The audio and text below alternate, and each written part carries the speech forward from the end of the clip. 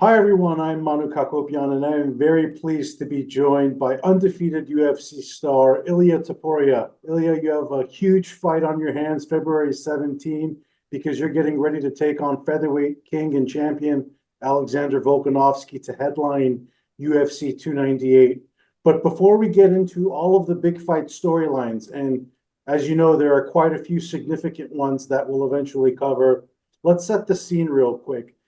In the 3 years you've been in the UFC, six fights, and you've quickly set yourself up for this featherweight title shot. For some of the fans who are starting to follow your journey now, who might have jumped on the bandwagon a little late, how would you like to reintroduce yourself? Who is Ilia Topuria?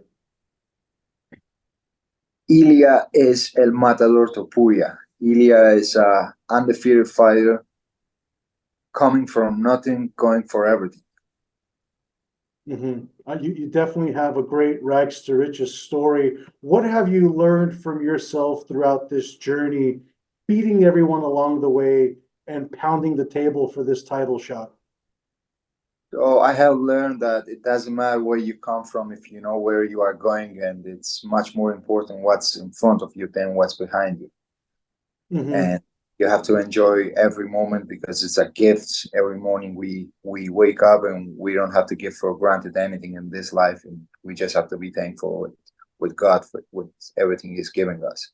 Hmm. You have That's roots. You have roots all over the place, all over the world. Being kind of this international fighter per se, what has that process been like? Where you've always found a home base for yourself to continue your career and carve a name for yourself. ¿qué me preguntó? No Que entendí. vos tenés muchas raíces por todo el mundo, que es un Sí. relevo internacional, que como teniendo casa por todos lados, pues cómo se siente. Yeah, it feels amazing, man. It feels amazing.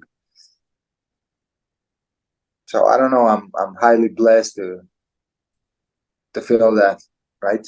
Mhm. Absolutely. How has training and preparing for your first UFC title shot been different for you this camp than in previous camps? What is different about you now? So of course the feeling is a little bit different because I'm fighting for finally for my dream, which is to become a UFC world champion. I can't tell you that it was the toughest training camp I ever had, but I can tell you that it was the most professional training camp I ever had because of everything we learned in the past. We applied in this one, and I feel ready and prepared to take what's mine. Hmm. You know, a lot of fighters, they always say, this is my hardest training camp, this is my best. Do you feel that Volkanovski, he's lost two out of his last three fights in different fashions to Islam Makhachev? One competitive, one landslide knockout. What is your assessment of his performances? Are you taking him seriously this fight? You, of course, I'm taking him serious, and I respect him a lot, and the respect I have for him, I show it in every training sessions I do. I'm the first one to show up and the last one to leave it. So of course I respect him. If I wouldn't, I wouldn't train so hard. You know, I accept the challenge I have in front, and I'm coming with everything.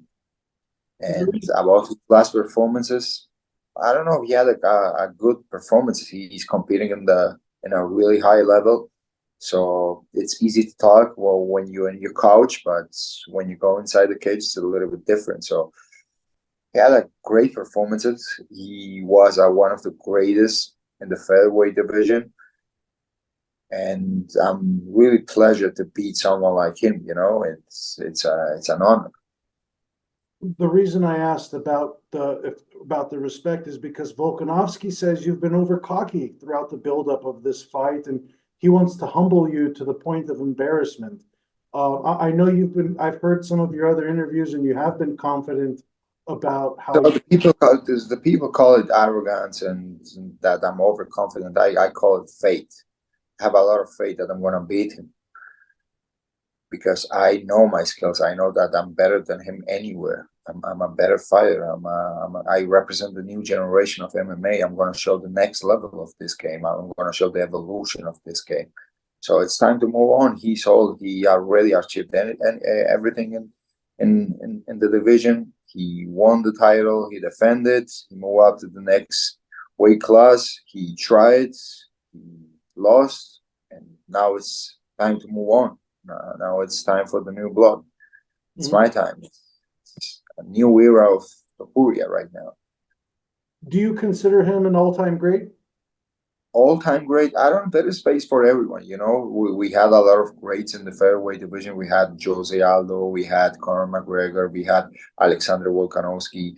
Now you're gonna have me. So there's space for everyone. You know, one of the greatest. I don't know, but without any doubt, he will be in that list. How do you see this fight unfolding? So I see myself dominate him everywhere. Like I told you before, I'm better than him. So this is how I see knock him out in the first round. I will be dancing on February 17th. You're gonna see. We saw Alexander. He was going through some mental health issues in his last fight. He asked for the UFC to keep him active. Again, it sounds like your promise. It sounds almost as if you're promising a beating into retirement. Perhaps is that the kind of vicious fight you're imagining here? So I don't wish him that. I would recommend him to bounce back once again. He's gonna have to bounce back. But without any doubt, I'm gonna make him feel that he don't gonna have a chance to win the UFC belts. Well, when I will be around the division. So if I live, he's gonna have the chance again. But until I will be there, because he looked respectable. He looked respectable against Makhachev, a very disputable decision, many regarded. You're promising a beating that's not even going to merit a rematch, it sounds like. Yeah, exactly. The way I'm gonna beat him, they don't gonna even ask me for a rematch. And he's old. It's like I told you, it's time to move on. That's it. He has his time to shine. Now it's a different time. You've previously fought at lightweight. How long do you foresee a future for yourself at featherweight if you win this title? So I see myself moving up to the next division. So we'll see what the future is holding for me. I'm just really focused on this one. And after this fight, I will sit down with the UFC, with my team, and we're gonna take a decision. We'll see what's gonna happen. I don't know, but something big, that's for sure. You've already stated that Max Holloway, Yair Rodriguez, Brian Ortega, these guys. There is no way. I will not be fighting with guys that they already lost 3 times with the guy that I'm gonna beat. You know, it doesn't make any sense. So I will be looking for new challengers, and I'm gonna refresh the division. New face, new king to carry. Yeah, we need new faces. We need to cut the bad grass and let another ones to grow up.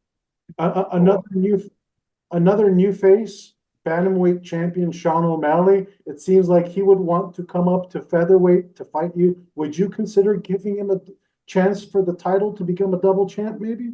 Look, now he's fighting with Cheeto.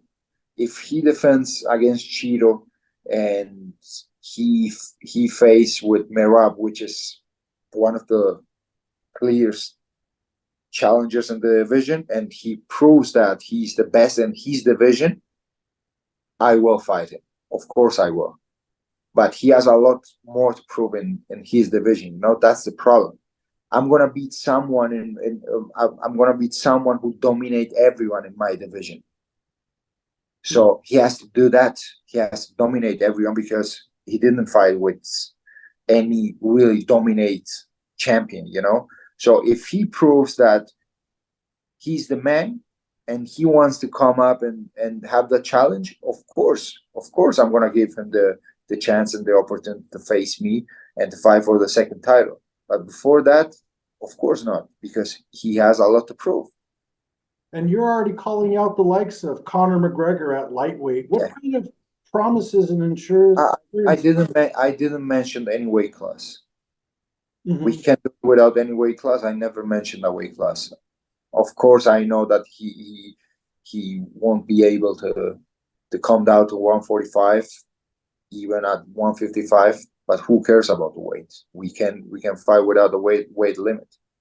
So you're That's ready to move up. You're ready to move up anywhere for Conor. Of course, with Conor, yes, of course. The thing is, I don't see any fight that makes more sense for him and for me at this point, because look at the past, what he did in the last 4 years. He beat nobody. He just lose so many fights. But he lives and he survives in this sport because everything he has achieved in the past. But right now in the sport, he's nobody. I don't know if he's even ranked. So if he feels ready for this level of competition and he wants to put his name again here, I'm the fight without any doubt. But if he feels like he's close to retirement and he just want to entertain himself, of course he can go and fight wherever he wants. But if he really wants to keep in this sport as a fighter, no as a superstar, and I'm just a superstar, he has to face me. He has to fight me because that's the only fight that makes sense. Mm-hmm. What weight would you be comfortable up to? How far do you see yourself going up into? Like I told you, I don't care about the weight. We can do it without the weight limit. Mm-hmm. That fight takes place probably in Europe, huh? Yeah, of course. We both from Europe. In Madrid, in Spain, it will be huge for the people. A lot of people would come there and watch the fight. It will be great. Mm-hmm. But we'll see. We'll see. If he wants the Red Panty Nights again, there's no one else that makes more sense than me. If he wants it, I will be there. Mm-hmm. But after this fight, Mm-hmm. I'll leave because you. if I go and I make one title defense and he gonna start to call me out and he gets his ass whooped, I don't know, for two more fighters or one more, I didn't have any more interest on him. So now is the perfect timing. If he feels ready, we can do it. If not, he can go and fuck himself and keep drinking whiskey and taking, I don't know what he's taking, but nothing good. With Conor McGregor, he's universally and internationally known as one of the faces of UFC all time. But you see yourself as the next star, as the next face of the UFC. Why is that? And what are the promises you could make moving forward into 2024 and beyond as to what your legacy could look like? So to be honest, I think so because I know that I can go out from just the MMA world, from the UFC world. When you're able to do that and you can connect with the world outside the UFC and outside the MMA, you can become a UFC, you can become a superstar if you're able to do that. And of course, I'm able to do that. I'm already do it. So we'll see what the future is holding for me. I just want to keep being happy, That's my main goal, to be happy. Anything else will come. I trust God. I just work tirelessly. I have faith, and everything will come. I don't want to pressure anything. Absolutely. Again, 14-0, going for your 15th win, UFC 298, February 17th, against Alexander Volkanovski for the featherweight title. Ilia Topuria promising to be the next face of the UFC and a star in the making. You're going to have all five potential rounds to prove that on February 17th, but sounds like it might not pass. I'm gonna make it done in one. Looks like I'll have a short night that night to go back home. Thank you so much. Yeah, it's gonna be short, but at the same time, you're gonna have a long night. it's not the same 5 minutes under the ground than making love. So Sounds good. Thank you so much for the time, Ilia. Best of luck to you throughout the rest of camp, and looking forward to seeing you come fight night. thank you very much, mate. Thank you very much. Thank you so much for watching this video, and make sure to subscribe for more videos of your favorite fighters over here on Fight Up TV, and give us a follow online as well at Fight Up TV on Twitter and on Instagram. We appreciate it, guys.